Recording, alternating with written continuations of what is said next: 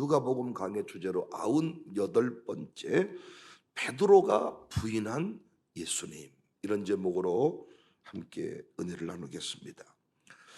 오늘 본문은 우리에게 너무도 익숙한 본문입니다.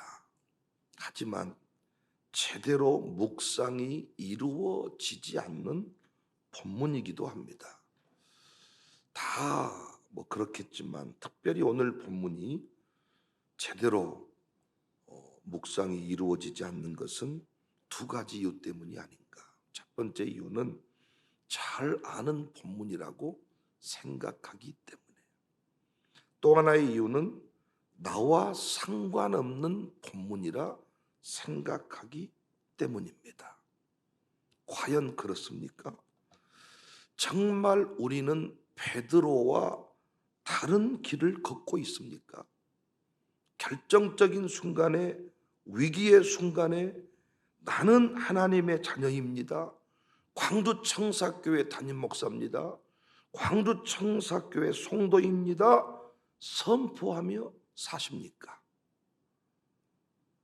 우리는 우리의 실체를, 우리의 수준을 베드로와 다르지 않다는 것을 코로나 앞에서 확인했고 여전히 확인하면서 살아가고 있습니다. 오늘 본문의 베드로는 군병들에 의해서 잡힌 것이 아닙니다. 스스로 대제사장의 뜰 안까지 들어왔다가 베드로의 신분이 드러나게 되었어요. 54절 보실까요? 예수를 잡아 끌고 대제사장의 집으로 들어갈새 베드로가 멀찍이 따라갑니다. 사람들이 뜰 가운데 불을 피우고 함께 앉았느니라. 베드로도 그 가운데 앉았더니, 그랬지요. 스스로 뜰 안으로 들어온 거예요.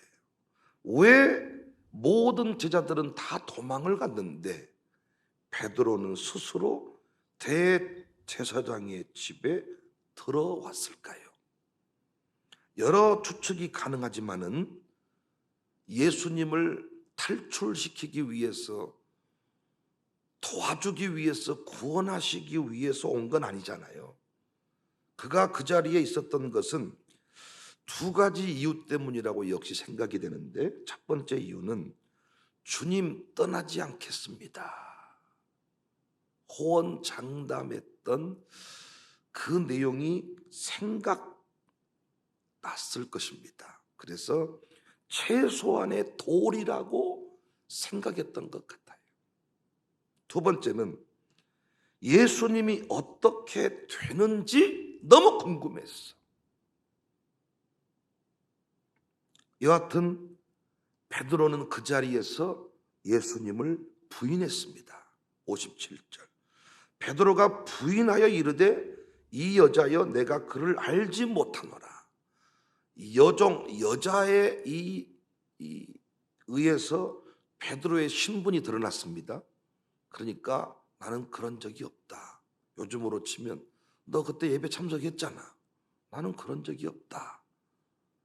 이쯤 됐으면 베드로가 빨리 그 자리를 피하면 좋은데 자존심이 있었는지, 예수님의 최후의 모습이 너무 궁금했는지 끝까지 자리를 떠나지 않고 있다가 두 사람에게 더 공격을 당합니다. 58절. 조금 후에 다른 사람이 보고 이르되 너도 그 도당이라 하거늘 베드로가 이르되 이 사람아 나는 아니로다 하더라. 1시간쯤 있다가 또 한 사람이 장담하여 이르되 이는 갈릴리 사람이니 참으로 그와 함께 있었느니라.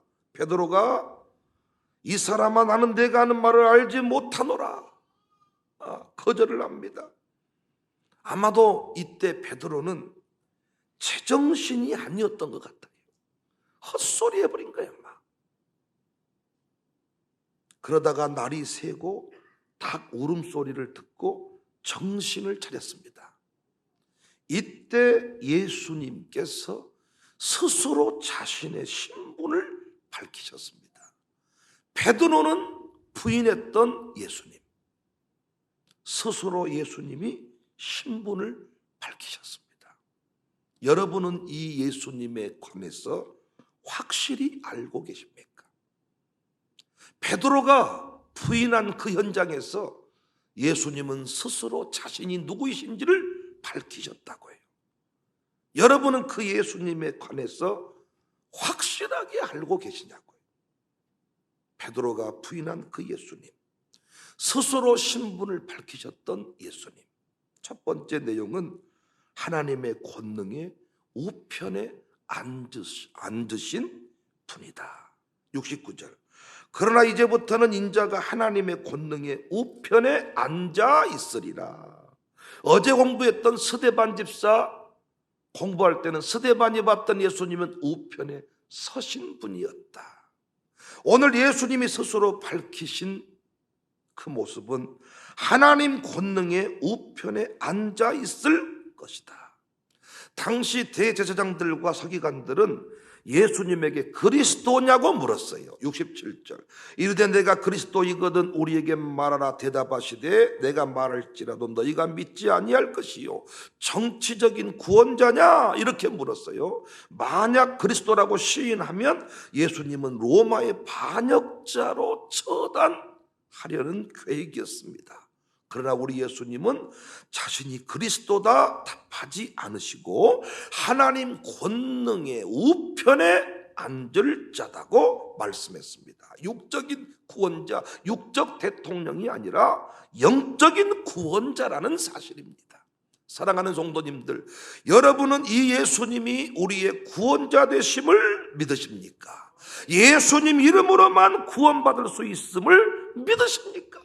사도행전을 함께 공부하고 있으니까 또 이게 재미가 있어. 결국 사도들이 훗날에 이 베드로와 요한 이 사도들이 훗날에 예수님이 구원자다고 생명 걸고 외치게 되었잖아요. 이랬던 제자들이 사도행전에서 변화된 모습을 보입니다. 지금도 수많은 사람들이 구원의 길을 찾고 있어요. 다 영생을 위해 무엇인가를 하고 있어요. 그래서 가요 가운데에서도 저 세상에 대해서, 영원한 세상에 대해서 질문이 나오고 답을 찾습니다. 다 거짓되고 허황된 일이죠. 그래서 사도행전에서 사도들이 미쳐버렸습니다. 구원자는 예수님이시다. 그 나사렛 예수가 구원자이시다. 예수님 스스로 밝히신 그 신분, 우편 보좌에 앉으신 분이다. 분명히 그 예수님 가슴에 새기시고 두려워 떨지 않기를 바랍니다. 두 번째, 베드로가 부인한 예수님 스스로 신분을 밝히셨는데 하나님의 아들이다 했습니다. 70절. 다 이르되 그러면 내가 하나님의 아들이냐 대답하시되 너희들이 내가 그라고 말하고 있느니라.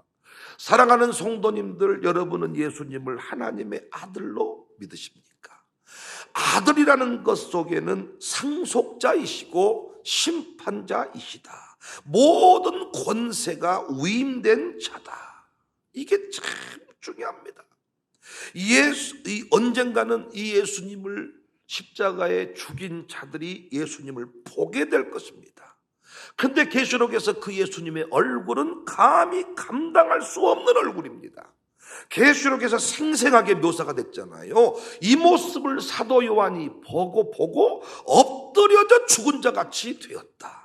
계시록 1장 13절 이하를 보시면 촛대 사이에 인자 같은 이가 발에 끌린 옷을 입고 가슴에 금띠를 띠고 그의 머리와 털의 얘기가 흰 양털 같고 눈 같으며 그의 눈은 불꽃 같고 그의 발은 풀무불에 달려는 빛난 주석 같고 그의 음성은 많은 물소리와 같으며 그의 오른손에 7별이 있고 그의 입에서 좌우에 날성검이 나오고 그 얼굴은 해가 힘있게 비치는 것 같더라.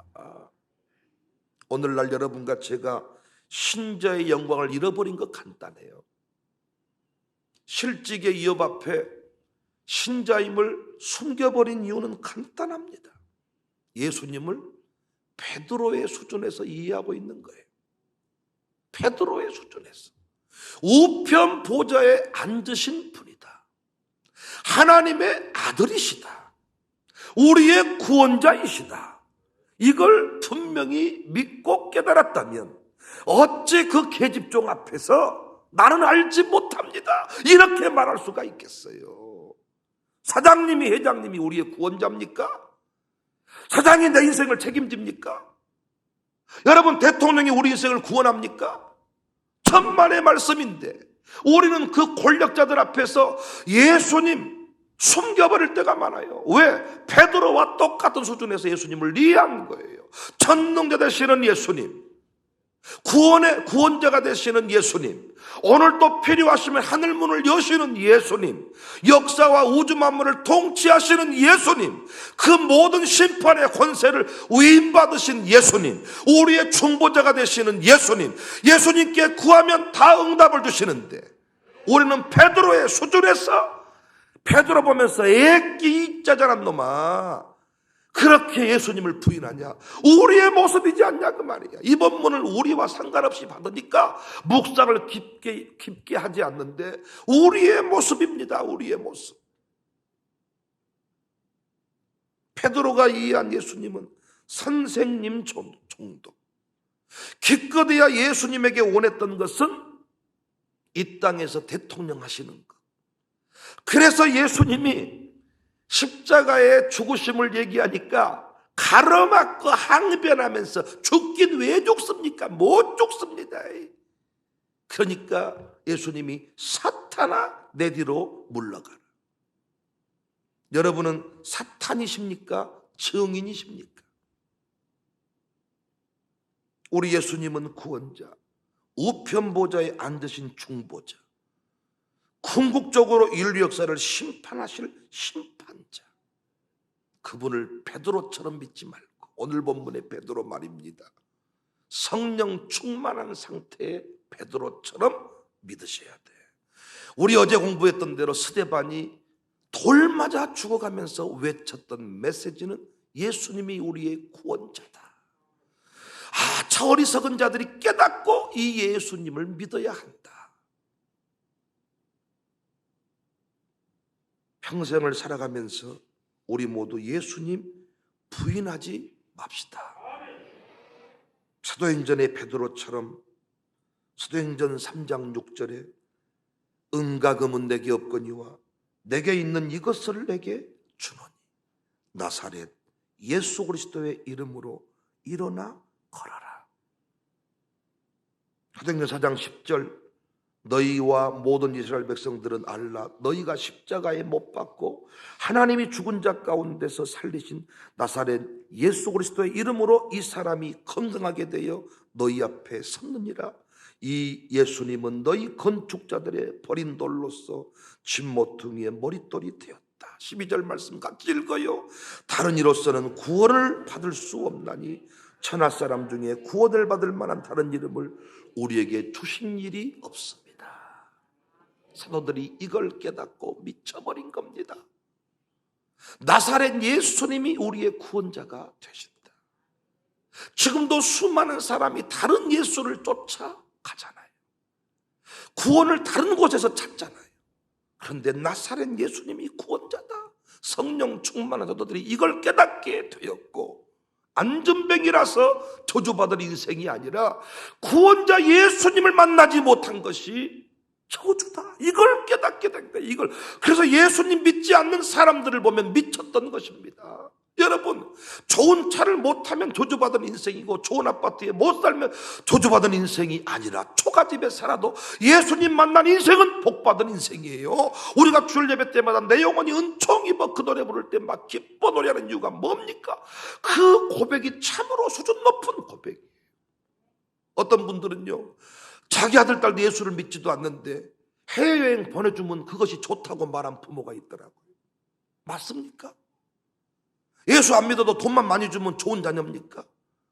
해외여행 티켓을 거부할 이유는 없지만은 그 티켓을 붙들고 눈물로 울어야지요.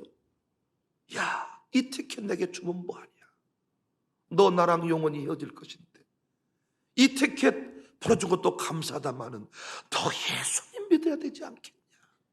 이것이 우리의 자랑이 되고 우리의 고백이 돼야 되는데 지금도 이 구원자 예수님을 만난 감격이 우리 안에 없지 않는가? 베드로의 모습이 우리 안에 있습니다. 사랑하는 여러분, 예수님이 스스로 자신의 신분을 밝히셨습니다. 청와대 행정관 비서관만 알아도 끝발이 있다 말합니다.